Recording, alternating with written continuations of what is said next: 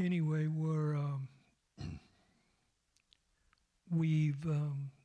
if James will come up here, I'm going to read something that Tammy sent me. It's on the IoT Institute of the Constitution. It's put out by the American View, AmericanView.com. And she sent me this to read. It says, restoring America begins with you. It begins with me. It begins with each of us walking out the calling God has put on our lives. The responsibility of the individual, the power of the individual. We can each make a difference, but we have to know what we're striving for, what we've been charged with protecting. We need to learn our Constitution, and then we need to spread the message to others. We need to pass on the knowledge we gain. We need to multiply the message of liberty, and it begins with folks like you, like Terry and Linda, who decided they wanted to learn all about our nation's heritage and the Constitution of the United States, to emphasize the role of each individual plays in defending our nation from decay and destruction. We are going to watch a short video. Okay, the shoulders pledge, 3.5 minutes. I don't know why she sent me this. I'm teaching the class. I believe America will be restored because of who we are as Americans. Reagan said, we must realize that no weapon in the arsenal of the world is so formidable as the will and the moral courage of free men and women. It's a weapon our enemies and adversaries do not have. It's a weapon we Americans do have. So let's bring God back to America. Let's stir up the interest in the hearts and minds of the young and old alike, and start learning the things that matter most, like our American Christian heritage, America's founding principles, tying current events to those founding biblical principles, and take back our institutions, starting with our schools. Our graduates have taken the first step toward restoring America. They stepped forward and said, start with me. Will our graduates please come up here and join me? There's only one that I know is here, and that's Tom Blossfield. And, oh, Michael Stanley, I'm sorry, Michael Stanley. So, receive your graduation certificates, who James is going to issue to you.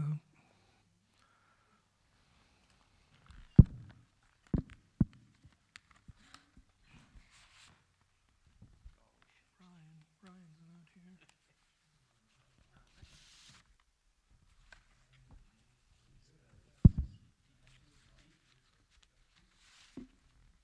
James, and if you'd like to say a little something.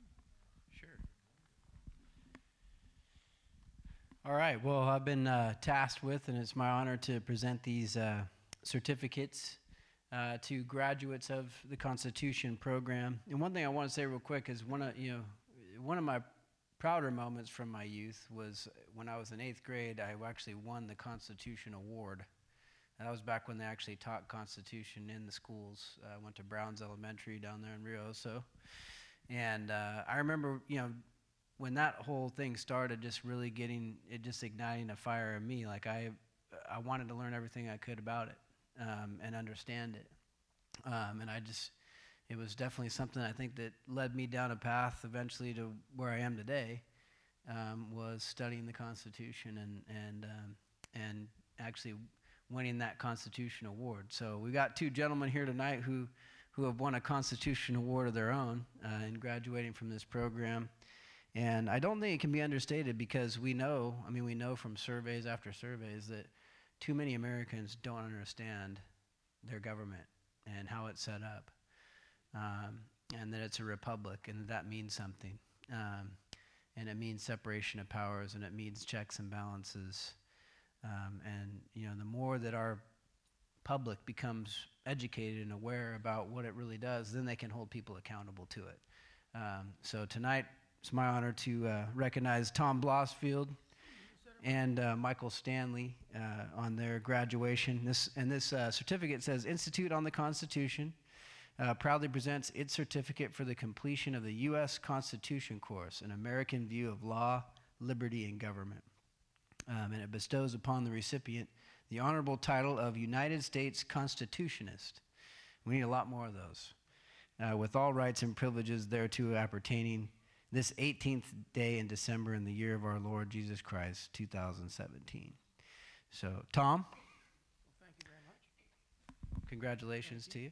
Yeah. Nothing personal, but I'm just sorry that Tammy's not here to do the honors. You know, she would have been a lot better than me. She's also a lot prettier than me, too. But and then also to Michael Stanley, sir, congratulations. Yeah. It's an honor. Absolutely. Yeah. Did you guys want to say a few words at all? It wasn't an easy course. It's an awful lot to learn, and it's just the tip of the iceberg, and there's so much to retain. It just goes on and on and on, so I hope I can continue keeping up with it and on the internet and reading the books over again and everything so I get a better grasp of it.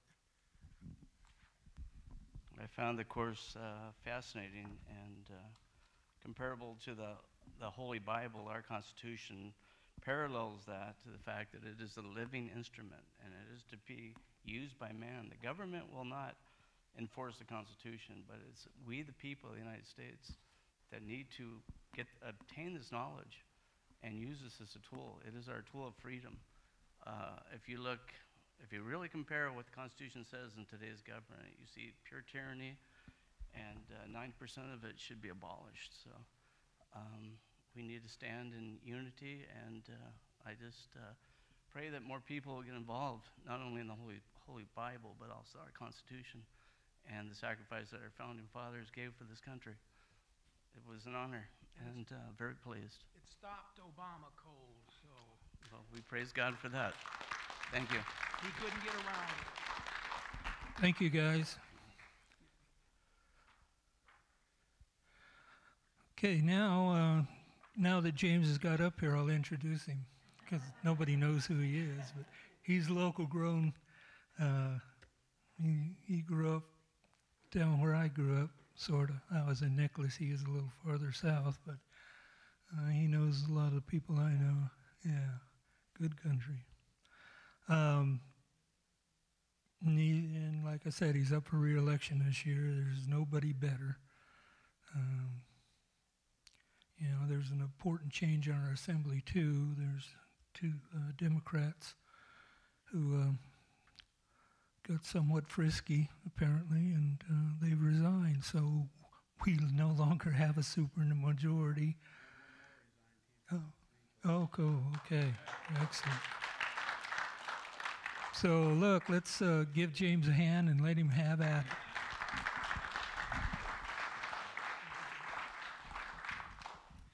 Well, thanks, Bill, and it's a pleasure to be with you here tonight. And yeah, obviously that's some good news to start off the year, as there were 3 Democrats down in the Assembly, and that means that they can't pass by supermajority any more taxes on you. So that's a good way to start off the year. I do think maybe it'd be good. Mike made a good point here tonight. Mike, I'm glad you brought up you're getting baptized, and I do remember that. And more important than anything else, I think it's important for us to understand that, our relationship with our Creator and with our God is what transforms us as an individual, changes our hearts, and then allows us to transform others around us and ultimately our world. That's why we're gathered here today. It doesn't matter how many people, by the way, are doing that. It just matters that the heart is here and that people here are focused on wanting to really, truly see change and want to see that, the 3 principles that y'all started off with: free markets, fiscal responsibility, and constitutionally limited government. But that starts by recognizing that all of our rights come from our God, from our Creator. And so the most important thing that you can do is give your life to Christ. And Mike did that. And so more important than anything else we're going to talk about tonight, that's important. And it's also important for us to pray for our brothers and sisters. And so we're going to start off tonight just praying for Tammy, because I just heard this news about her, and I'm sure Jason has been through a lot with that too. So let's just open up in prayer real quick, if you will, with me. Heavenly Father, thank you for bringing us here together tonight. It's an honor to, have forgiveness of sins through your Son, Lord, and to have redemption. Lord, no greater gift is there in this world, Lord, and so we are thankful for that, Lord. We ask that you would just be with us at this gathering tonight, Lord, and just inspire us, Lord, to continue the work of trying to establish righteous government, Lord. And Lord, we lift up our sister Tammy Ricard to you. Lord, we pray that you just be with her, Lord, and whatever it is that's going on, Lord, that you would just say the word, Lord, and that she would be healed. And that you would be with her and Jason, Lord, through all this transfer and everything that's going on in the hospital. Be with the doctors and the physicians that are looking at her, Lord. And we just pray for healing, Lord, over her. And ask for your hand on that. Through it all, may you be glorified. In Jesus' name we pray. Amen. All right. Well, thank you guys for joining me in that. Man, a lot of things to talk about. I mean, number one, I think we have to start off with Oroville. I think the last time that I was with you, we talked some about that. It was more immediately after the incident. No, there's been some good things that have happened since that time. I mean, one, we got a great contractor in Kiewit up there that got right on the job. And really in a short window of time, we do have a working spillway for this next season that can handle 100,000 CFS, so that's a good thing. They did manage the lake at a lower level, so we've got much more of a buffer in the case that we do get warm rain on snow again this winter and have a big inflow into the dam.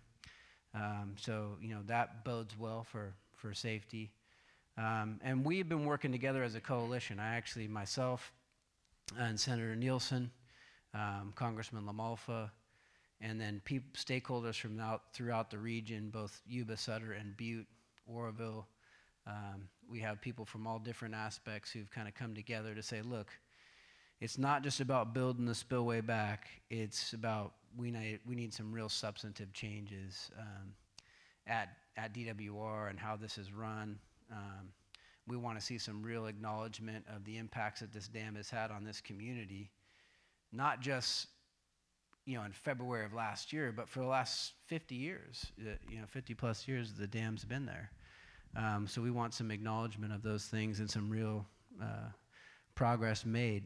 On some of those items, we have some progress to report. One is DWR will be doing a comprehensive needs assessment of the facility. That's a good thing. We want to make sure that the public is involved in that process. We haven't gotten a commitment from them yet on that. It's something I'm going to be pushing for, but that process is hopefully what will lead to changes in the infrastructure up there. We know, for one, that the turbines have never run, all 6 of them at once. So there's issues up there. We know that there's cracks in the head gates that need to get fixed, anchor rods in the radial gates that need to get fixed.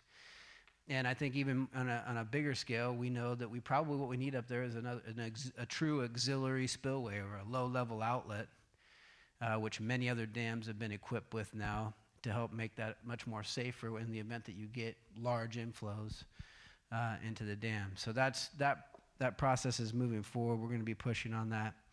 We're also pushing up on all the sediment that's washed down the river, and we've seen these huge sediment deposits. We've pushed DWR. We want them to analyze that.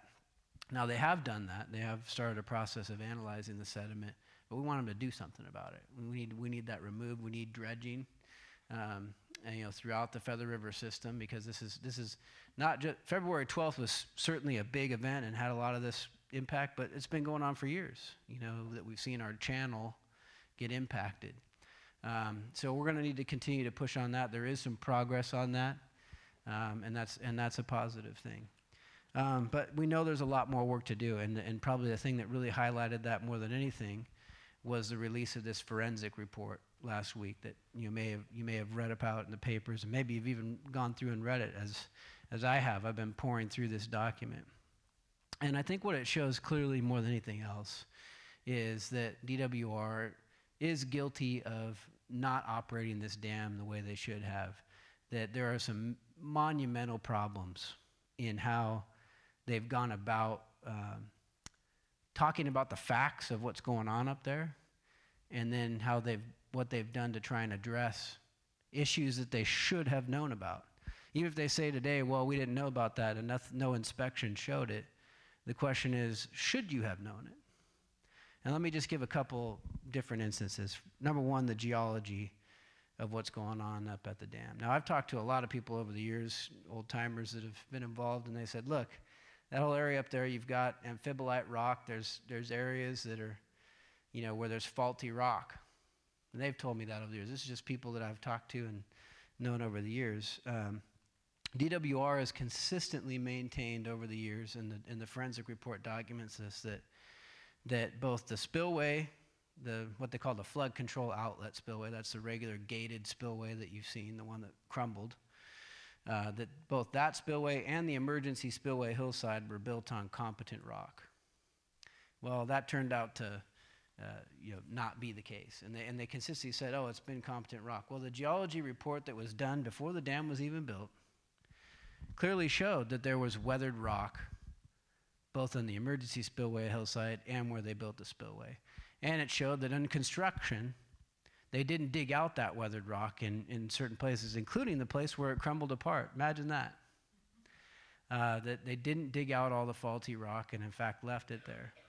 We also know that the person who designed the original spillway had never actually designed a spillway before in his life. He was fresh out of a graduate program, and this was his first project that he had done design on, and that he did not communicate with the geologists when doing the design. And so as this thing got built, no communication between the geologists who told you what was going on up there in terms of what's underneath, and as this thing's getting built. And one major design defect that almost everybody who's looked at this, every expert that's looked at this, not only the forensic team, but everybody that I've heard look at this has said, you've got drains embedded in the concrete. That's a bad design. That's not a good design. It's not how I would do it. Almost every expert has said that. That's what they did.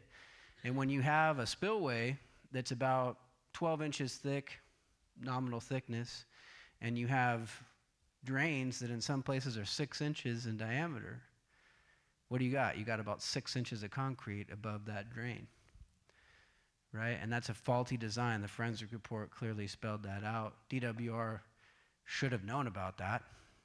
If it, Now, one of the things they'll bring up, well, we never look back at the original design and as-builds. Why not? I mean, to me, that's like when you're going to go look at a dam and say, hey, is this thing performing right? Don't you look at the foundational documents? You look at the geology report.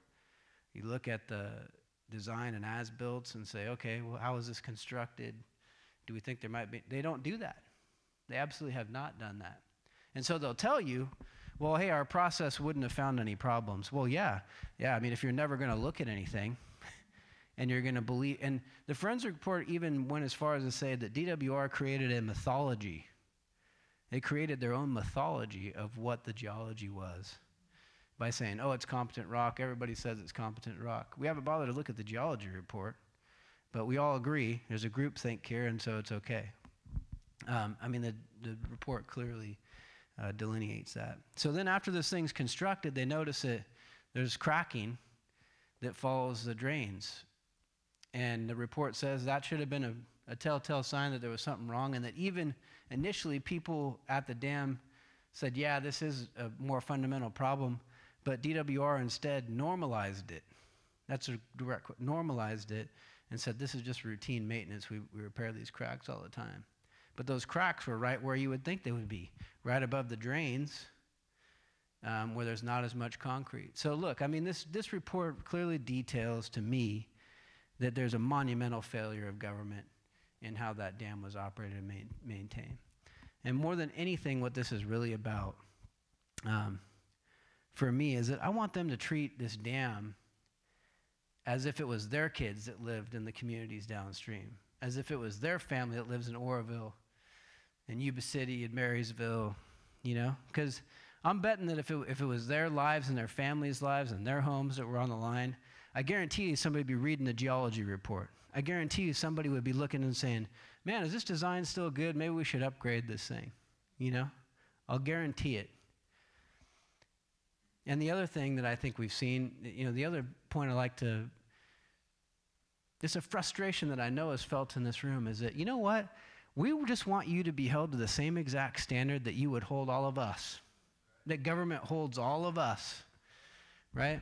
I mean, imagine if this was a big private company, right? What if this was BP, right? Maybe they had to operate an oil rig in the Gulf or something, and they didn't pay attention to business, and they had a big oil spill. Does this sound familiar?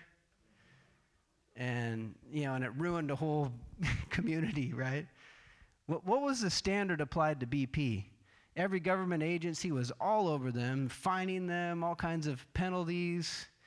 There was lawsuits. There was, we are going to make this, from local all the way on up, government said, you need to be held accountable, right? And over the last year, BP's almost rebuilt the Gulf in a lot of ways. Now, look, did the same exact thing happen here? No, but we're pretty lucky it didn't. Because if we hadn't had the evacuation and this emergency spillway had continued to erode and a 30-foot wall of water came down that hillside, there was going to be some serious damage. We're lucky that didn't happen. But all I'm saying is, you know what? The same standard that you hold us all to, when a business does something wrong in California, even if they're not really the fundamental person at fault, do they get penalized? Does Cal OSHA come after you? Does every agency come after you and fine you and penalize you? Yes, every time, right? And so you guys want to, so what bothers me is when I have government in front of me in an oversight hearing and they say, well, a lot of people looked at this, there's nothing we could have done. Nothing could have done different. Well, hey, you know what? If the shoe was on the other foot, and it was a private individual, you guys would be all over him. And you'd say, you guys need to pay, and you need to make it right. So the same standard that's applied to all of us should be applied to government. And that's what I am committed to doing with the Oroville Dam situation and with DWR. And we're going to continue to do that. We can, if you have more questions, we can talk more on that. But let me just talk a little bit about the state of California, and I think where we are. I think you all know, we know what's wrong, right? It's not hard to figure out what's going on with what the problems are in the state. The cost of living is too high. Rents are up. Cost of purchasing your first home for a lot of people just getting started is way out of sight, right? The cost of our PG&E bills keep going up. Interesting that I see, on our gas and electric, the surcharges, there's all these new surcharges, right? And there's this new tier system all of a sudden. Have you noticed that? And even though the price goes down everywhere else, gas prices are going up in California, right? And why is that? Because we just passed a new gas tax, 75 cents. 75 cents you're already paying on cap and trade, and then we're going up 12 cents. We've already gone up 12 cents, and diesel 20 cents a gallon. You would think with all the new technology that we have, we've got Silicon Valley here in California, right? And that there would be cost savings associated with all that, right? With a modern economy. But the costs keep going up. And the teapot, we're named the Tea Party here for a reason, right? Because the original Tea Party movement. The teapot that has been at a slow boil is beginning to heat up in California. And the people are restless, and I think they demand better. And that's an opportunity for all of us. The steam is building, and the top's going to blow at some point here. We know the problem. We know all the problems. I think we could talk about that all night. But what we don't have a good grasp on, I think, is why. And that's what I want to talk a little bit about tonight, the why. Because the why will help us get to the what and then the how. It's easy to say that it's because of the Democratic majority, supermajority. And it is. That is part of it. But there's more. It's who benefits from the supermajority and the things that they do. Who pulls the strings behind the curtain? And it's not you. It's not me. It's not working class people in California who get in their cars every day and have to commute to work to a job. It's not them. It's not parents who are fighting to get a good education for their kids in California's public schools. It's not the shop owner and the Main Street diner going broke with all the new fees and regulations. It's not them. They don't get to they're not behind the curtain. So who is it? Who benefits? That's something we got to think about. Who's behind the curtain in California? It's big government, for one. It is big. And right now I'm not talking necessarily about the politicians. I'm talking about hundreds of agencies and all their employees who make regulations, and they get paid. In many cases, their budgets are set up by the fees that they collect and the penalties that they collect, right? So what's the incentive there? The incentive there is to penalize and fine you every chance he can get to help support the budget. It's the power politicians. Now I'll talk about them, the cool kids. I like to call them the cool kids because you see all these politician, guys down in Sacramento, men and women, who are pushed to vote by these interest groups for, for what's in it for them, right? And they get paid big contributions to do it. And I think we see it time and time again that when it really comes down to it, why did that vote go a certain way? Or how did that certain provision get in a certain way? It's because there's a lot of interest groups down there that have paid lobbyists. Do you have a paid lobbyist? You got a paid lobbyist working for you? Anybody in here? I didn't think so. But there's a lot of people that do. And they're in power not because of how, they're not in power, these politicians, the people that run the show down there that are in charge, they're not in there because they're the smartest people in the room. Not at all. Or because they're the greatest policy maker. Truth be told, most of them are pretty stupid, actually. They're some of the stupidest people I ever met. You wouldn't hire them to do the most menial task. But because of the political structure that's set up, man, they get to be in power. The people that are running the show down there are not the smartest people in the room. And the interest groups know that, and they manipulate it. Who's behind them? It's big business. That's one that we need to talk about. It's Silicon Valley, all the tech companies, everybody thinks about. They get their way a lot. And it's people who get big, bloated government contracts, right? When that they rely on that to move forward. They're part of the issue too. They got lobbyists. They got lots of them down there. And they'll come and they'll tell you they're for the people. The politicians will say, hey, we're for the people. I mean, Kevin De Leon gets up there all the time. Oh, we're talking about the people of California, right? Yeah. Meanwhile, the stuff that he does, it's weird. He gets a lot of money from the solar companies. And it's weird. The things that he does on greenhouse gas restrictions and all these things, it's weird. Who really benefits from that? Really big solar companies, right? That's one of them. Not the only one. But they'll tell you, hey, and that's what I've learned, I think, in my first 3 years in the legislature, man, is it's not just about the Democratic supermajority, it's the corruption of what's all behind it, man. And big government and big business make deals in Sacramento, and you and I lose. That's what I've seen a lot of. And let me just give you some examples, okay? The gas tax. This is a perfect example. Everyone's heard about the gas tax, and going up. Democratic supermajority passed it, right? And they used all their votes to get there. Except, and they'll tell you, hey, we had to do this. Here's the biggest lie. We had to do this because there's no other money for roads. And the only way that we could pay for these roads, and all the money, by the way, guys, is going for roads. So this tax, it's a tax, but we don't have enough money for our roads. And if you want to stop driving on those potholes, then you got to support this tax. And these Republicans over here, they're just lying to you because they don't want to deal with the realities of governing. There's not enough money, and they just don't want to tax people to do the important work that we all need to do, right?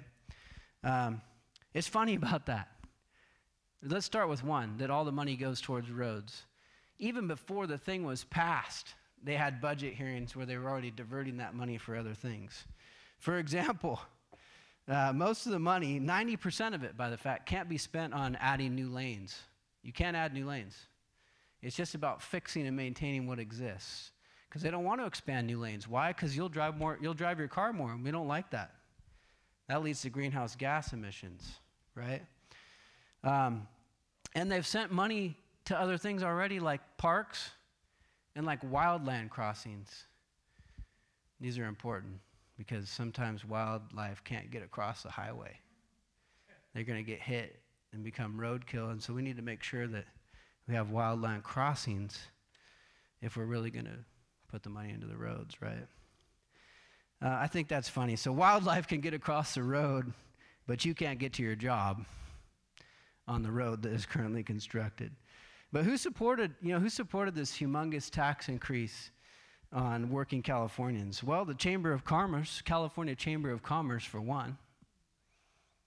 That's the one other thing that doesn't get told.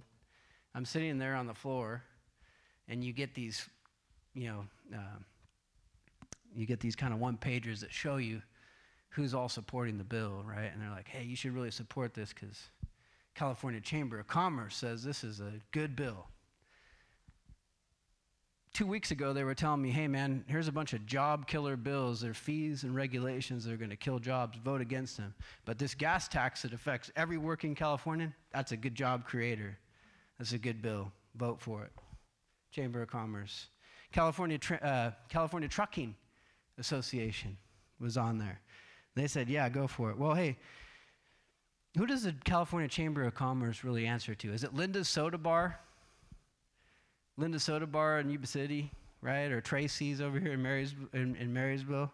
You think, no, they don't answer to them. Does the Trucking Association answer to D&H Trucking over on Franklin Boulevard? No. They answer to the big guys, right? They answer to Walmart and Safeway and the big, road building conglomerates out there that are going to benefit, from the contracts. That's who they answer to. And they all pushed it to pass. Oh, and big labor. And I want to make a distinction here, because I know there's a lot of local union folks, good, hardworking folks. It's not the local union that's coming and saying, hey, pass this thing. It's the big guy, it's the big wig union bosses in LA and San Francisco who run the show. They run the show. It's not the little guys. It's not the people at the local, small town level. They don't call the shots. There's a hierarchy. And they get to say, and they were all in on it, right? And so and now they've actually, this whole conglomerate group, right? It's not just the Democrats, but now, also counties. Not Sutter County. Sutter County didn't come out and say, please pass this tax increase. But the California Association of Counties and the League of Cities, they all said, yeah, you got to do this, right? Because we need that money. We need that revenue to fix local roads. Hopefully it's not going to go to, the pension liability that's out of control. Does anybody believe that? Right? All the money's going to go to roads. It's not going to go to our pensions that are 60% funded, right? That's the other thing that's going on down here. So they all pushed it, right? And now they're saying, this same group, right, has been out. They actually threatened congressional Republicans, because a bunch of congressional Republicans, your Congress people, Doug LaMalfa is one of them, said, we're going to push an initiative to overturn that gas tax. And this same group I'm talking about, big business, big labor, big government, they all came out and said, you better not do that, or we will spend $40 million to stop you if you do. And we'll play in your elections and we'll try and get you unelected. That's what they pretty much said. $40 million, where's all that money coming from? They're going to spend $40 million. They've already spent a lot to try and get this thing passed. Now they're going to spend $40 million. Some of that's coming from California Association of Counties and League of Cities. Where's that money coming from? Ultimately, the taxpayer. And they're going to spend $40 million to save this gas tax that everybody in this room knows impacts us negatively, right? That's what I'm talking about. Why do they have $40 million left to go push for this thing? Let's talk one more example. I know I'm going on probably too long here, but cap and trade. You heard about cap and trade this year. Greenhouse gases legislation was passed that said, hey, everybody's got to meet this threshold, and if you can't go over this threshold. But if you do, you can just buy credits. You can buy credits from this, greenhouse gas credits, so that you can continue to go above the threshold, right? And they passed things like SB 350 and SB 32 that put this all in place, right? And what does it end up doing? It ends up jacking up your costs. That's why you pay 40% more for your electricity than any other state in the nation. If you're a commercial business, you pay 80% more on your electricity bill than any other place, any other state in the nation. Why? Because they've mandated that all utilities like PG&E and down San Diego, they have to get 50% of their power from renewable sources like solar and wind that are more expensive to build and can only be made feasible through large government subsidies, period. That's how it happens. That means taxpayer dollars have to be spent to make them workable. And even then, they still have to charge you 40% more. I mean, who ends up paying the bill? Again, it's the consumer. It's the small guy. It's not the big guys. They can afford it. No big deal. Because you're footing the bill at the end of the day for these things to happen. And add that, and add to that the cozy relationship that utilities have with the Public Utilities Commission, as we've all seen there, and with these new tiered rates. And you know what we got, right? Big government, big business, look out. You start to get the picture here, right? It's going to raise your gas tax, right? Chamber, who was there? Chamber of Commerce, check. Oil companies, check. Big utilities, check. California Trucking Association, check. Do they look out for the small truckers? No. Were they looking out for the guy that's got 2 trucks and is trying to make a living? No. He's going to pay that diesel tax, or he's going to have to pass it on to his consumers to make him less competitive, which might be the point, right? Because when you've got a big fleet of trucks, man, you don't want to have to compete with that small guy that's only got 2, right? And so those of us in the valley and inland California, it's even worse on us. We need diesel trucks and tractors and to move goods and to do the jobs that we do here, right? Farming. We're very much a resource-based economy, and those on the coast are more of an electrons-based economy, man. It's all about software and, hey, we made, what's the latest app that we've created for the iPhone? And all that's created a lot of wealth. But, it doesn't do you a whole lot if you don't have anything to eat, right? If you don't have any timber to build a house that you can live in, and you can live in at an affordable price, right? Maybe one more here. Let's talk about drugs for a second. No, I'm not talking about marijuana. Although that's whole nother issue. I'm talking about pharmaceutical drugs.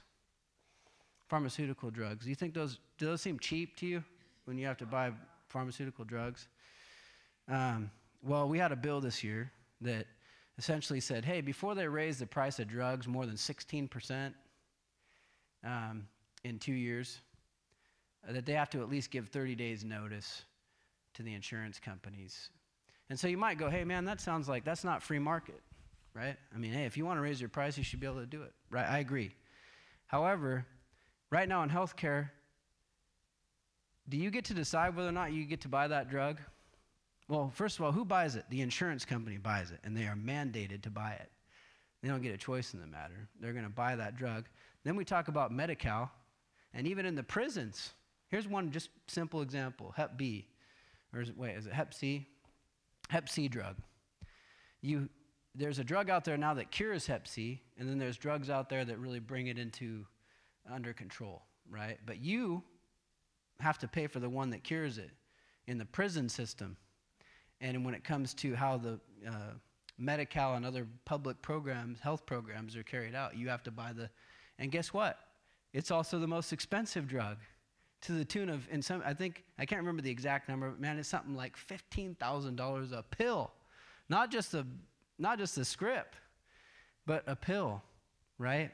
And so we've created this system. It's not free and I have the pharmaceutical companies come in my office and say, hey, man, that's not very free market, James. I don't know if I like this bill. I go, are you guys operating in a free market? People have to buy your stuff. They don't get a choice. And then the costs get passed on to everybody else, and you get to charge whatever you want. That's not a free market, folks. And so some of us said, no, I'm sorry. If you want to jack your price of your drug 16%, yeah, you're at least going to notify people. And man, maybe we need to do a whole lot more things. If we truly had a free market in healthcare, which we don't, right? You don't get to choose. I mean, how many choices of health plans do you have up here, right?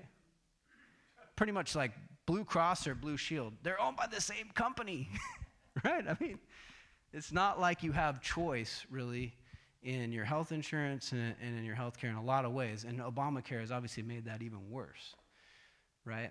But, pharmaceutical companies. So when this bill came up, I said, hey, look, I'm voting for it because we need to finally bring this thing back in line. And you can't keep doing this kind of corporate cronyism type of stuff. When we went up on the first vote, you know how many votes there were? Out of 80 people in the assembly, there was 24 votes. And everybody was going, man, this bill's going to die, And they've been working it really hard. They've been going to everybody and saying, oh, man, you can't pass this. It's going to be terrible. And, the whole bit, right? And that's exactly what happens because big business and big government trying to make deals. And if they make that deal, they're going to push it through. And who loses again? All of us, right?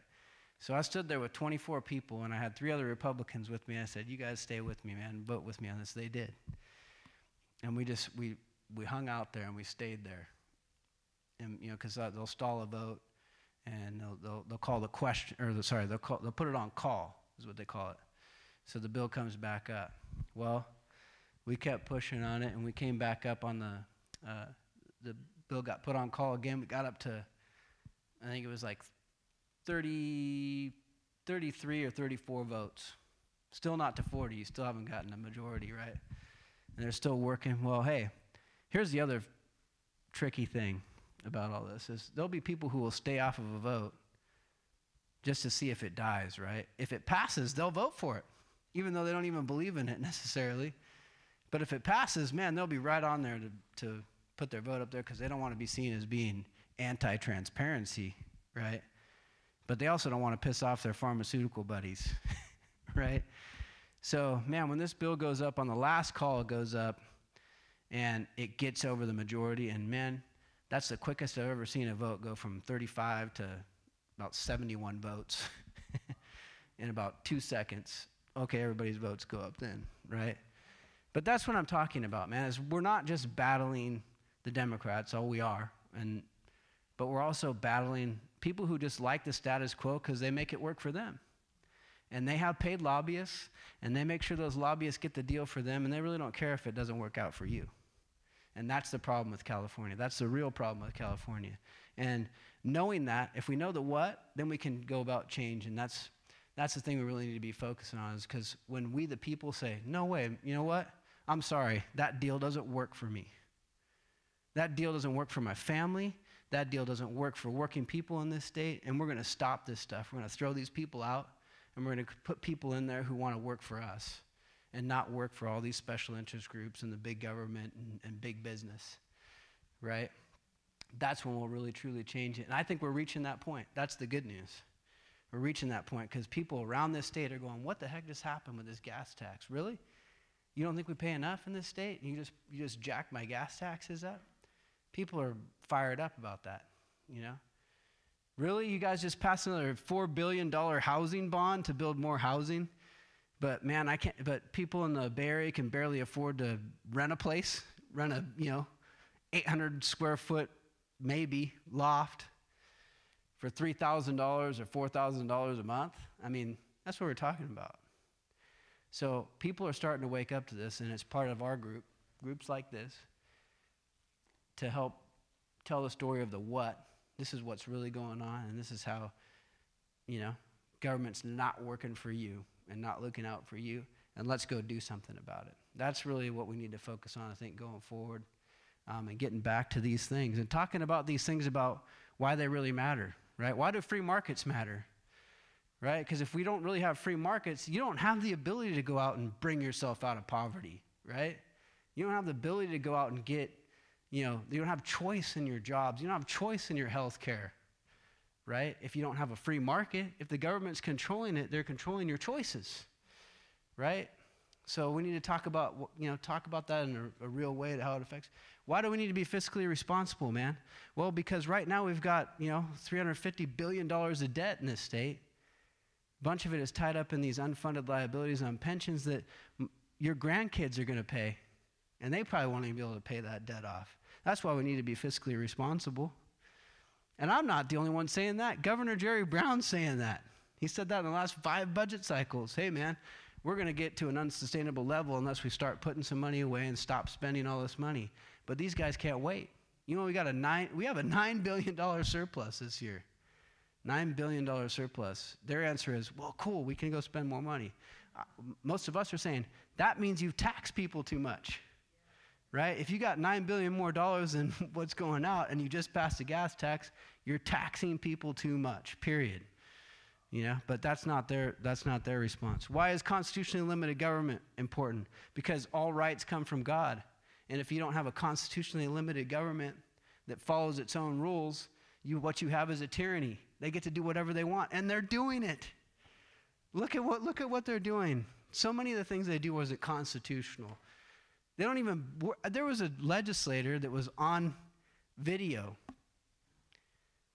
during a public safety committee hearing, and he said he literally said, "Hey, man, we don't really worry about constitutionality around here. You know, we take care of that. We just pass it anyway, and then we fight to make sure that it's." And that is what they do. Their strategy, they don't think about things like, "Oh, is this constitutionally permissible?" To them, the ends always justifies the means. If we can get it through, hey, then we'll find an attorney who can argue that it's constitutional later. And they got that in Javier Becerra, the Attorney General.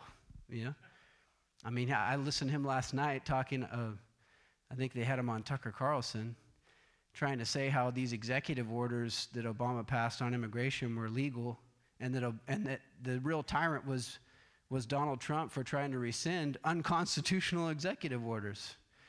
You know, hey man, last time I checked, immigration is a federal issue. That means in order to pass a law on it, the Congress has to pass it, and then the government, and then this president has to sign into law. So you can't just pass an immigration policy by executive order. That's unconstitutional. It's very simple, right?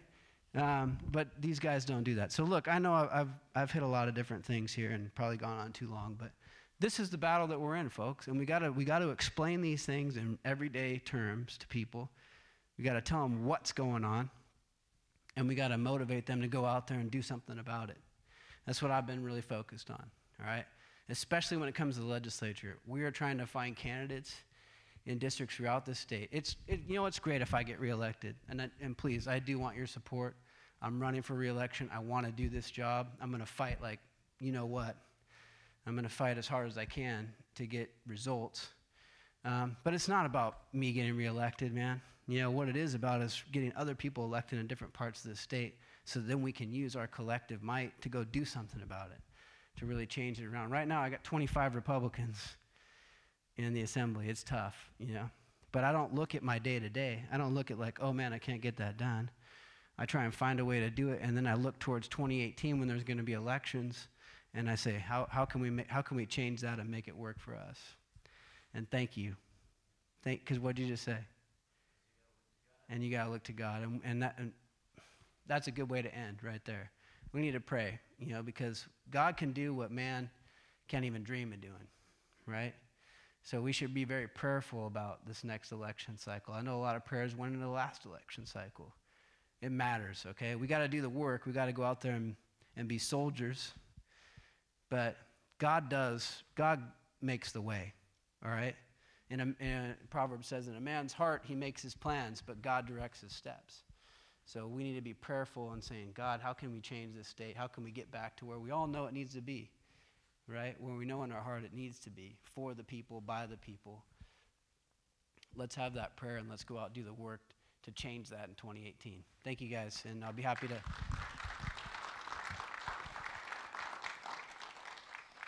answer any questions that people have.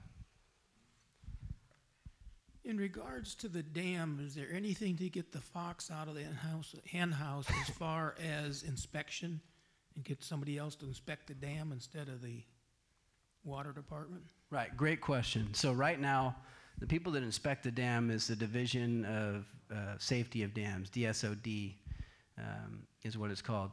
It is its own division, but it's under the Department of Water Resources, right? So the Department of Water Resources runs the dam, but a division that's in its department inspects the dam, right, and kind of checks their work. I think that's a problem, yes, and I think we need to, we are looking at legislation to remove DSOD and put it under a different agency or maybe a different commission so that there is that independence. I think that's important, yeah. James, I have a question about Oroville Dam also. Okay. You were talking competent rock under the spillway that failed. Right. Now, from what you're telling me, what I overheard you, what you said, is that there's the competent rock under the primary spillway that's still standing, the original, and that it goes under the spillway gates, under the radial arm gates too? That the rock is not competent? We've seen what happened when the spillway failed. It just ate out that ground like it was going out of style. I didn't say that it was underneath those portions, but there were places where there was weathered rock, and the geology report showed that.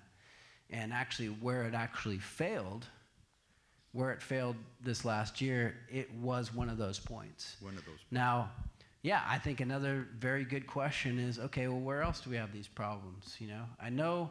I do know that when they were doing the reconstruction, they did do more borings throughout the length of the spillway.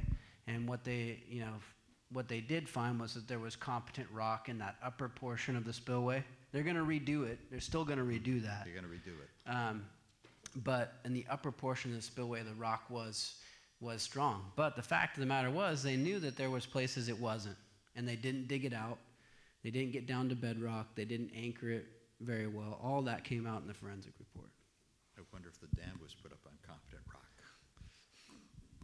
Well, I mean, I don't have something suggesting that the dam itself has that problem.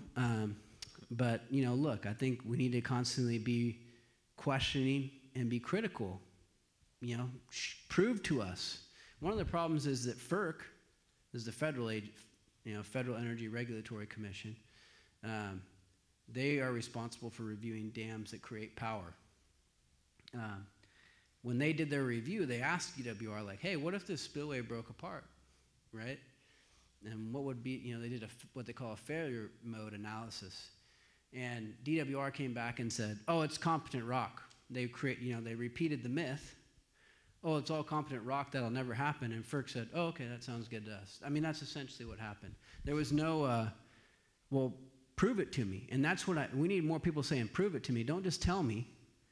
Show me some geology that would prove what you're saying. And FERC never did that. That's one problem that we have, is we need to ensure that there is that follow-up. Is this going to impact the relicensing? I think it should.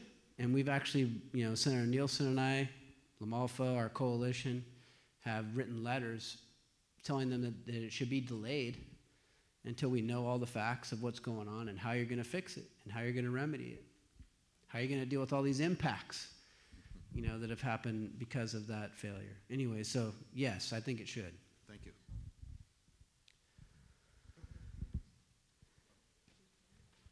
Yeah, James, all the talk about dredging the river, Right. have you ever had a company that said that they can go in and dredge it and how they would dredge it? Not that I've heard of. I mean, not that I've been told to myself personally, but I keep hearing through people that there are companies who would Right. probably do it if they could get the minerals. Right.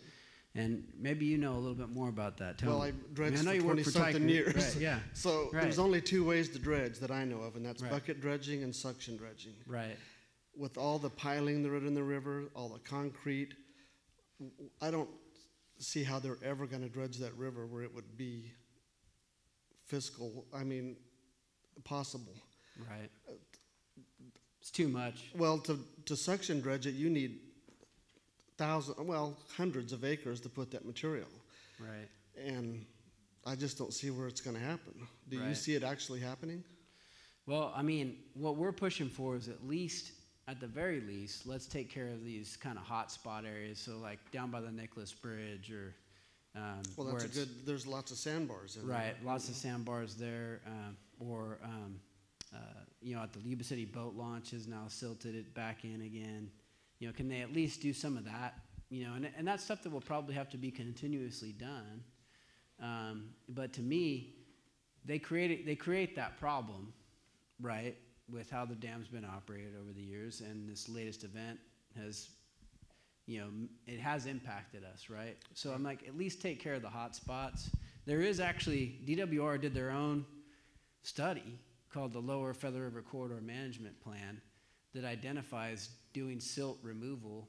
I can't remember the exact amount, Curtis, do you remember? But it's millions of cubic feet Right. of sediment that they're talking about removing. So even DWR has said that we should do some, and so I want to push them to do as much as possible because, and look, I don't know, maybe if there is gold or other minerals in there that somebody can use it for, where we're doing it?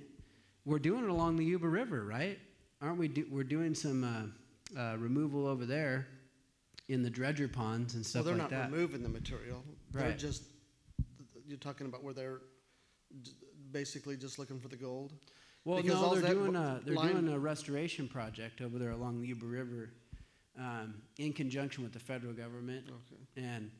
And I mean, let's do something like that, right, to make it a little bit better.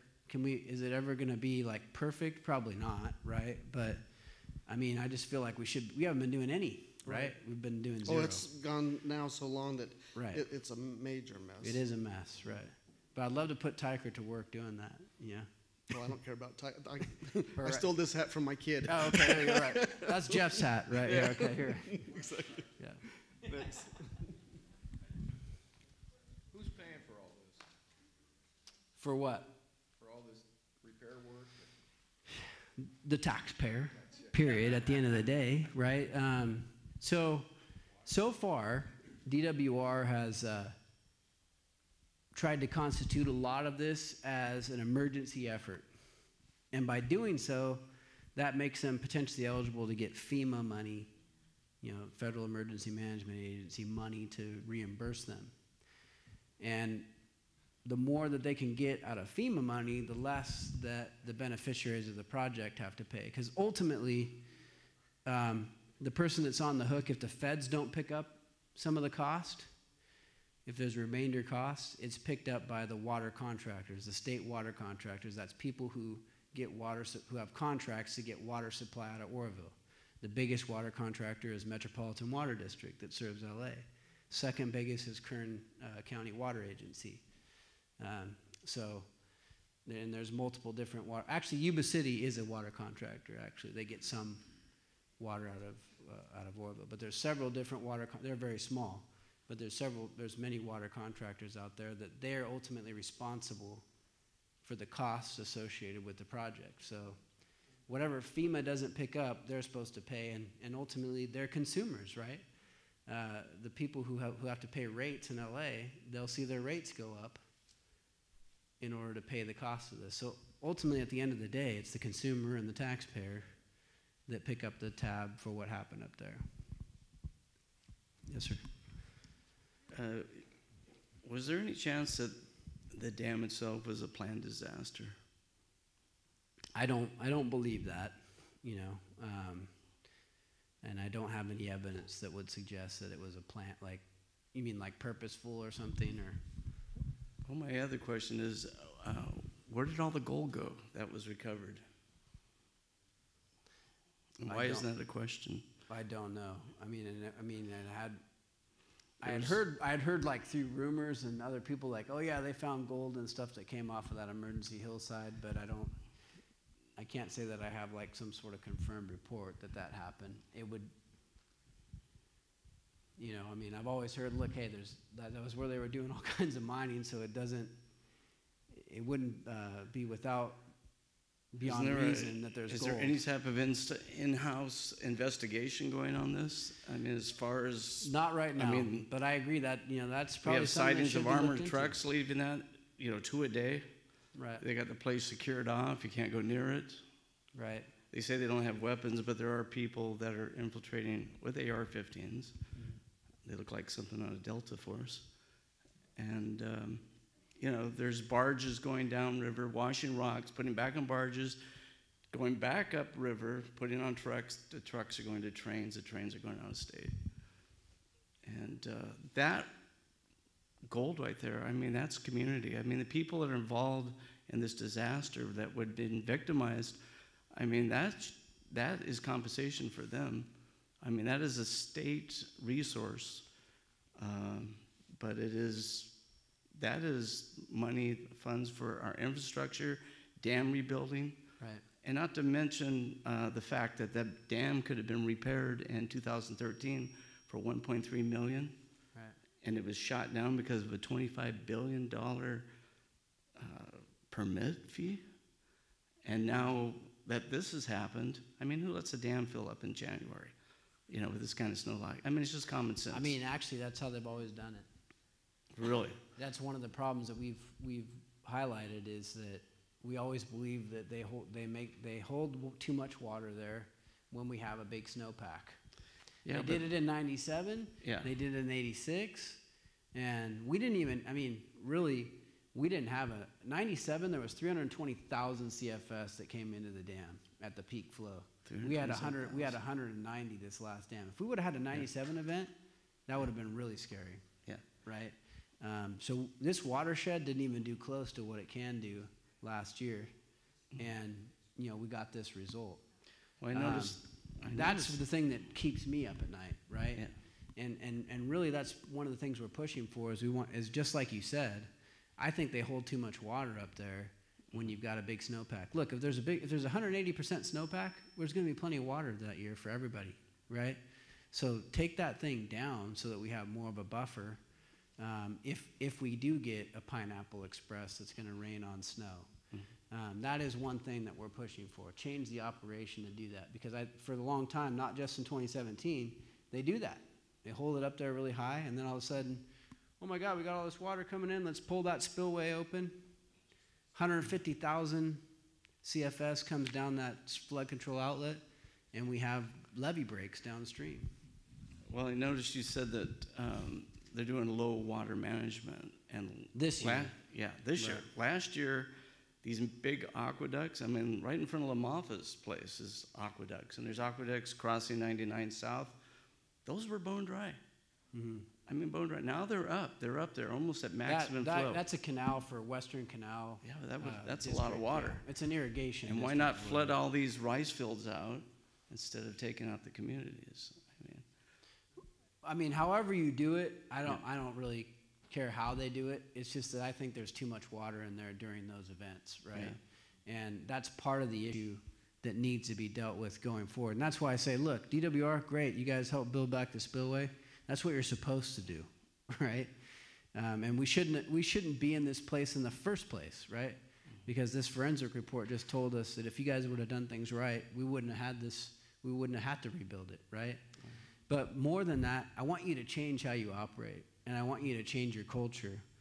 And I want you to change this whole group think. Because they always tell us, like, oh, you guys don't really know what you're talking about. The experts, we know what we're doing. Well, I've seen what the experts did, right? Now it's been revealed that the experts didn't know what they were doing, right? And that's why we got a broken spillway. I want change. I want something different. And we want our gold. Right. And, I mean, the gold thing is something If there was gold recovered, I agree with you. It should be accounted for, and it should go to the public benefit. It shouldn't go to their benefit. Right. It's somewhere. All right. I'll let him. I got one more question, but it doesn't pertain to that. Mike. Thank you. Good evening. If you can update us on three things, is the water tunnels, the train, Jerry Brown's train, and Sites Reservoir. All right. Well, Jerry's still very much pushing for the tunnels and the train. The tunnels, I think we have a very good opportunity to stop those because number one, they need money. They can't do it on public money. They need to get basically Metropolitan Water District and some of these other water districts to play, and the cost to play, if you will, is so high that a lot of these districts are saying, I don't know if we're in. And unless they have that, so I think the thing could die on its own weight. There's also a very big bipartisan coalition against the tunnels because we have even Democrats, that believe that, this is going to destroy the Delta. It's going to have all kinds of negative effects on water rights, and they're with us in trying to stop it. So we have some good things to help stop the tunnels, and we're going to keep working on that. The train, they're still trying to go forward full speed ahead, right? And they've spent money. They're continuing. They're building already right now. The biggest thing that could stop that is Jerry Brown going out and whoever the successor is as governor putting a stop to it. I mean, the governor really has the power to help stop that money going. We've turned off the federal money. Our Republican Congress turned off the money to the train. So that's been a big deal. Congressman Lamalfa was part of that effort, along with Jeff Denham out of the Central Valley. So stopping the federal money's been big, but you got Jerry Brown saying, I don't know, man, like when he was little, maybe Pat didn't give him trains or something for Christmas. Like when I first got down there, he had this big, like, inauguration thing, right? And he did it at the old train station. He's sitting there on one of the old trains, giving a speech and stuff. I'm like, man, this guy, either he didn't get trains when he was a kid or something. He just really likes trains. And all of us are kind of going like, man, that's kind of an antiquated technology. High-speed rail's been around for a long time, right? It's been around, it was in Japan and France. Like, shouldn't we be building like the next great thing in transportation as opposed to an outdated technology? But anyway, I digress. We got to stop the state money there. And then on sites, it looks really good. It's made its application to the Water Commission. That's who's going to hand out or dole out the what's the number again? 2.7 billion in water storage funds that we passed in Proposition 1. We said when we passed that bond, we said this is going to build new water storage projects, right? Sites has made its application, a lot of support. I think that it will get funded when it comes down to it. There's a lot of good things, but we got to stay on top of it. You can never just assume anything, right? Especially when it comes to Sacramento. Dan. Thank you, James. I wanted to share a few thoughts with you while you're here tonight. Number one, it's a pleasure to finally meet you. I've been back about 4 years now, and my entire family is going to support your reelection, and I'm glad I got to meet you tonight and hear you speak. I've always thought highly of you based on what I read and what I've seen. I've communicated with you many times through email, and I appreciate you getting back to me and telling me your thoughts and feelings and the directions that we need to head on certain issues. I particularly enjoyed the smackdown you gave Gavin Newsom not long ago. That was classic. I love it. I sent it out to 300 warriors across the country, and every one of them loved it. They said, we need more politicians like this guy. I'm from Missouri. That's my home. And I can tell you, I got here in 1970 because of the Beale Air Force Base, and did my time out there, and then did 2 careers, one in local law enforcement, one in federal law enforcement. So I've seen a lot of the world, and this state is in some serious trouble. I'm a retiree from the PERS system, and I get it and I see it, and I don't agree with it, and I'd give half of my money up if we could get this state back on track. I'm not even counting on Social Security, to be honest with you. I'm planning ahead, still working. I'm in my 60s, and I've got 3 jobs currently right now. But anyway, I just want you to know how much we appreciate you. You seem to really have a grasp for what needs to happen in our state. I've been involved in this Yuba and Sutter County for almost 30 years. I used to be extremely active, and now I'm kind of sitting back just writing checks and trying to help folks out to get the right thing done for the right reasons. And so basically, I just want to tell you we appreciate what you're doing. I think you're doing a fine job, and keep up the work, and I hope you do get reelected, because I don't know who would replace you that could do what and talk about the things that you just shared with us. But we do have a saying in law enforcement, and it kind of applies to most politicians, and that is, if their lips are moving, they're lying. We used to say it about the criminal element that I dealt with for almost 40 years. But the bottom line is Sacramento's never met a tax that they didn't love, especially the Democrats. It's unbelievable. I've been watching them since I was 17 years old. I got active and involved. So thank you for all you're doing, and most of all, thank you for giving up this time from your children and your wife to be here with us tonight. there may be some other questions, but I do have to leave. I've got a couple board meetings in the morning, and I've got to do some training and presentations. So thank you very much, and we hope that you persevere. And I hope we can get some more Republicans elected, because otherwise, if we don't get state of Jefferson, which I've told you in past emails, it's pretty hopeless here. There's a lot of nice states that are doing extremely well. They have a majority Republican leadership, and if you ever live there and then come back to here, it really makes you twice as sick, quite frankly. You know, just my house payment and my unaffordable health care is $4 grand a month. When I tell a guy that's working for $12 an hour in Missouri that cost me $4,000 just for health care and a house, before anything else, they about have a heart attack. But I just read a recent article, too. One of the other issues that we're dealing with is that costs us an incredible amount of money is the poverty level. I just read an article tonight. 1 out of 5 in California are stuck in the poverty level, even with all this jobs creation and everything that's going on. So anyway, I just want to thank you for the fine job you're doing. Thank you for spending the evening with us, and hope you endeavor to persevere, my friend. Hear, hear. Well, thank you, Dan. Thank you. You know, real quick, and you brought up a lot of great issues there. All of those are part of what we need to do in California. But first of all, thank you for your service, you know, both in our military and in law enforcement. You know, I'm doing what I think the Lord has given me to do, and I'm proud to do it, and I'm honored to do it. But I feel pretty small to people like you put your life on the line. You know, I don't necessarily put my life on the line when I go down. People like you have, and so I have the utmost respect for what you do, and that's what drives me to, you know, go out and do what I need to do. So just want to say thank you for your service and continuing to be involved in the community here. Oh, yeah. And you know, together we're gonna get there, man. Okay. Thank you. All right. God bless. Yeah. Hey, Bert. Hey, James, how are you? Hey, my question is about the new leadership at DWR.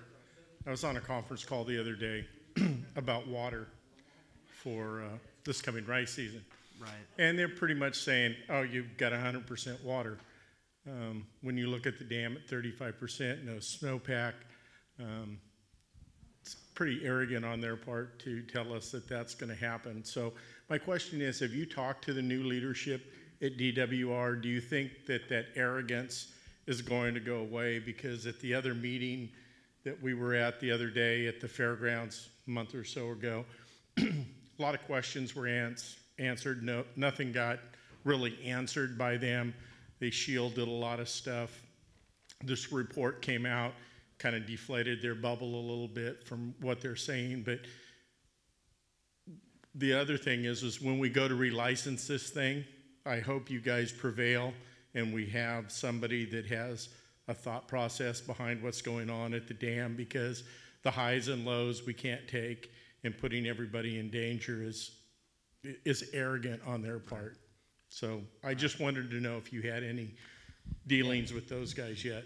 Well, and the right word is arrogance, man. I mean, that came out in the forensic report too. I mean, they used the word that they were overconfident. You know, that a lot of times the DWR management believed things that just weren't so, right? And I think that attitude persists, and it's one of the big problems, the things that they need to change. We have been talking to, you know, the DWR leadership.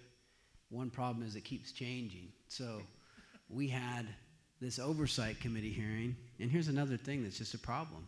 You know, we had this oversight hearing.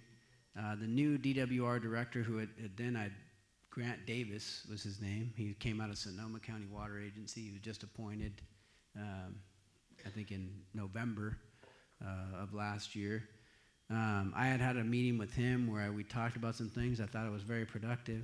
I get done with this oversight hearing on Tuesday, or Wednesday, sorry, and I get a email from the governor's office announcing appointments, and they've appointed a new DWR director, right? And Grant Davis has suddenly resigned, and now we have a new one. So we immediately have gotten a new meeting set up with the new DWR director, but this musical chairs thing, and oh no, this person's gone, and now it's this person, and is very frustrating, But yes, I mean that's one of the big things that we're focusing on. This coalition, and not just me, but this coalition is changing the culture, changing this attitude, and just be real with people.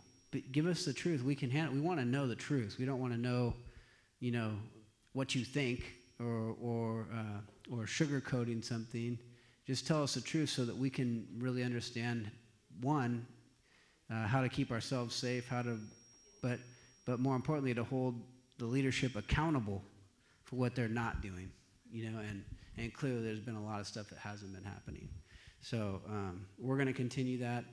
We're already getting a meeting set up, and all the issues that we've talked about tonight are going to be, number one on the list of, hey, how are you guys going to address these things? And we're getting impatient. We really are. I mean, there's a lot of people who are just saying, you know what? We want to work we want to have something proactive, something that's productive. We want to come out of this with something better. But man, if we're not getting anything out of DWR and it's going to be the same old, then we need to throw them off the dam, and we need to use every power that we can to stop them and get somebody else in there who's going to do it right.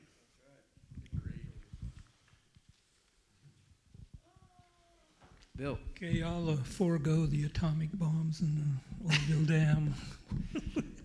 You run in the circles there in Sacramento, and I just wonder if you had a sense of the state for this coming election, if perhaps we could get more conservatives entrenched, and Chad May is gone.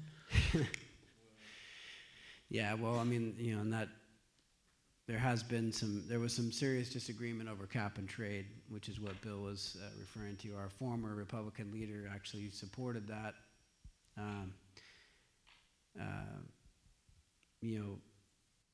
I think that the mentality, I disagree with it, but the mentality was that the cap and trade system would be better than just a straight cap system, right? Where if you just penalize business and said, meet this cap, otherwise go out of business, that would be so much worse than having a cap and trade where you at least have the ability to operate. To me, it's just a flawed policy, period, that is raising all of our costs. And so, we had the vast majority of us in the Republican caucus said no to this thing, but we had some people that went south. You know what? I work with Chad Mays on a lot of other issues. He's going to be accountable to his own voters, at the end of the day, as are anybody that you got to go back to your constituents and tell them why you voted and why you did it, and if they're satisfied with that answer, then I guess they'll send you back. If not, then you won't be here, right? And that's the way it should work. So, to that issue, I think that's going to be handled in the election. But I do think I'm optimistic that we have some really great prospects going into this 2018 year. We're recruiting candidates in the Central Valley, in the Inland Empire. There's a seat in Orange County that we lost that we need to get back. Look, I think that there's some good prospects, and I think all these issues, all this message is what we need to bring to those voters, right? There's so many independents out there. Decline to State has grown more than any party, if or non-party affiliation, if you will. It's the largest growing voter group because there's a lot of people who are just frustrated with the system in general, right? And we need to speak to those people and say, look, here's a better way. The path we're on is, Dan brought it up. We've got a third of the population that technically lives in poverty in this state, right? How's that a good record, And with all the social programming that we have and all the welfare and all the different programs we have, we still got a third of the population in poverty. I guess that stuff's not really working, right? It doesn't get people out of poverty. That's the problem. What does get people out of poverty? Opportunity. Opportunity gets people out of poverty. If your whole... Here's the Democratic mentality that I think we need to talk about with people. Like, their mentality is to keep you at minimum wage for your whole life. They want to raise minimum wage because they think that you should be in a minimum wage job your entire life. and that you should be on assistance your entire life. Well, if you're on a minimum wage job and on assistance, are you ever going to get out of poverty? No, right? So how's that helping you? It keeps you down. We need to tell a story like, hey, if we create jobs and we create a ladder of jobs, and there's manufacturing jobs and service sector jobs, and private businesses that are opening up because there's new technologies being developed, that means you can move up, and you're not making 15, now you're making 20. Now you're making 30. Now you're at a salaried job. You're out of poverty and you can provide for your family. That's what people really want, right? Do you think I'm betting on this, all right? Now I could be wrong, but I'm betting on the fact that the everyday Californian wants an opportunity more than he wants a handout, right? He doesn't want to live at subsistence, he or she. They want to be able to move up, and they want better opportunities for their kids. They don't want the same old thing from the education system, right? Sending my kids to school, they're not learning anything because the teachers union controls everything, and you can't fire bad teachers. That's not a knock on teachers, by the way, because there's a ton of great teachers out there. But there are some that really need to go find something else to do, right? And right now under the system, those kids don't learn anything. They're stuck in that system. People in the inner city are starting to wake up to that. In LA Unified, they elected charter school candidates won school board seats. And the reason why is because there's a lot of Latinos and African Americans in the inner city who see their kids not getting any opportunities because the schools are terrible. And they have no choice but to send their kid there because the powers that be won't let them go to another school. They don't believe in charter schools, and they're trying to shut that down. Well, they're winning. We need to tap into that. If we tap into that, we win seats. We win seats, and we get people in there that will talk about the things that we're talking about, and we'll get change. That's how it's going to happen. There's no magic bullet, but it is about finding those candidates and those messages and speaking to those people, and I think that's how we get there. Yes, I just finished the book No-Go Zones, and as of 2016, 160-some thousand, mostly Muslims in Sweden, only 500 had jobs out of 160-some thousand. So that's kind of that vein of, living off the government and status quo.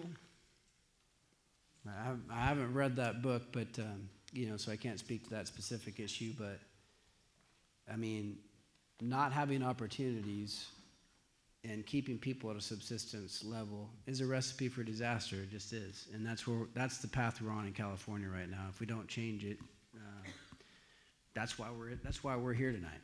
We don't want to see that continue. Yeah. Yes, sir. Yeah, you're talking about, they're spending, they'll come up with $40 million to get a measure passed, and I've even heard $1 billion to get a Senate seat, and then once they achieve this, I mean, the taxation that's voted in, doubles your money, and it's a continued income. I know you're familiar with Mark Baird and the Jefferson movement. Right. And like in Shasta County, I heard that Silicon wanted to put an industry up there, and also Six Flags wanted to open up an amusement park. And those were shot down. And I don't know why those people are not involved. I mean, the state of Jefferson right now is trying to raise just $3 million, to go before the legal fees. Right. And why don't these companies get involved in backing the state of Jefferson, to open up the corridor? I mean, it's not the idea that they've ruined the lumber industry and agricultural and the cattle industry. It's the fact that, they just want to shut down Northern California. They want the mineral and the gold. And, they really don't care about the people. They don't care about the infrastructure. But is there, why, as you represent, can't you encourage these people to get involved in a proper constitutional movement to get the state of Jefferson, more proclaimed? And I know we're being kind of shut off in courts right now. We're on permanent ignore, why they try to get decide whether they're going to get a 3-judge panel or not.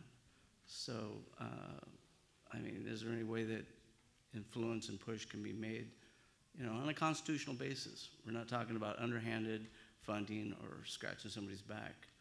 I mean, Right. people doing things right. Well, look, I mean, interesting enough, there actually is a Silicon Valley guy, Ted Draper, who is kind of pushing this idea of 6 Californias. It's kind of a similar, because there are people in the Silicon Valley actually who say, man, we're kind of tired of living under a California rule. We kind of like to have our own, you know, state, and then, hey, maybe California's too big, you know, to be governed, so let's break it up into a bunch of smaller states, and each state would then be able to, you know, have sovereignty, you know, as to what it wants to do. So there actually are people in Silicon Valley who are kind of supportive of that concept, even if they're not maybe supportive of the Jefferson movement per se. You know, it is difficult because California is a very diverse state, right? And really, California is made up of different regions, right? You know, in Northern California, for example, we have water. We're a more resource-based economy. I mean, traditionally we've been, you know, agriculture, timber, you know, those kind of sectors have been big, but that got hurt a lot, you know, mining, and that got hurt, you know, especially timber just got pretty much shut down, and that's been detrimental to our economy. The Central Valley is another one, right? I mean, they have really high unemployment. It's very agriculture-based, it's very resource-based, and all this like greenhouse gas caps and stuff like that really hurts their industry, right? The Inland Empire has a big manufacturing sector, but it's also been blunted, you know, by a lot of these regulations and rules. So one way that I've approached it is, and I don't do this to say that, hey, these other efforts aren't good, it's just another way of thinking about it, is why don't we change the Senate and make it more of a representative body again? Because we used to have, I mean, if you know, we just studied the Constitution, those who did that, you know, you have, at the federal level, we have a House of Representatives that's based on population, but we have a Senate that's every state gets 2 senators. And we do that because we say, look, every state should have a seat at the table because they have their own interests, they have their own economies, they have their own cultural issues that need to be addressed, so we're going to give them equal representation. And then in another house, we'll check that with popular, you know, population-based representation, right? We don't have that in California. California, everything's based on population. Senator per 30,000 people. Right. Well, there's in the federal level, you got 2 senators per every state. Some might have, you know, here in California, right? We got 39 million people. Yeah. So Dianne Feinstein and Kamala Harris, oh man. You know, represent half of that, right? You know, or you could say it's 1 for every, you know, 20 million, almost 20 million people. Whereas like in Montana or something, maybe it's 1 for every, you know, 200,000 people or something, right? You know, something like that. But in California, we don't have that protection at all, right? Because everything's based on population. The Senate's based on population, so is the Assembly. Our governor and all the state electeds are elected by popular vote. So who wins? LA and San Francisco every time, right? What they want rules. And we don't have any ability of Central Valley or Inland Empire or Northern California, for example, to be able to say, hey, hold on a second, man. What you're passing really impacts me. You know, you guys over here on the coast, you all drive Teslas and hybrids and stuff, and your business involves making electrons. You don't make many emissions. But you're passing a bill that is going to cap carbon emissions and kill all of our businesses here and make it harder for us to work. We can't have that conversation because everything's based on population. So I've actually authored legislation that would change the Senate and create 8 different regions. Each region gets 5 senators, so we keep 40 senators. I don't want to add any more offices down there, but we'd have 40 senators, but at least they'd be more evenly space between all the different regions, and we would truly have a seat at the table. Right now we don't. So we need to do this. This is a representation issue that we need to drive home in California. Jefferson's doing it. all these efforts are doing that. Even this guy that wants to do 6 states in the Silicon Valley, he's saying the same thing, is that our voices don't get heard under the current system.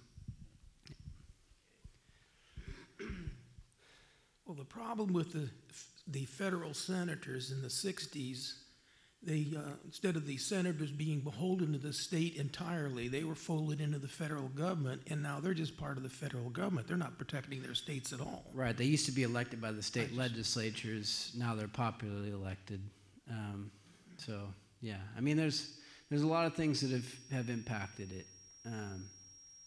But the idea is to get back to a more representative government, a true republic, which is that's what we're based on. That's what we're supposed to be. All right. Well, hey, thank you guys. I appreciate all your questions, and good to be here with you tonight.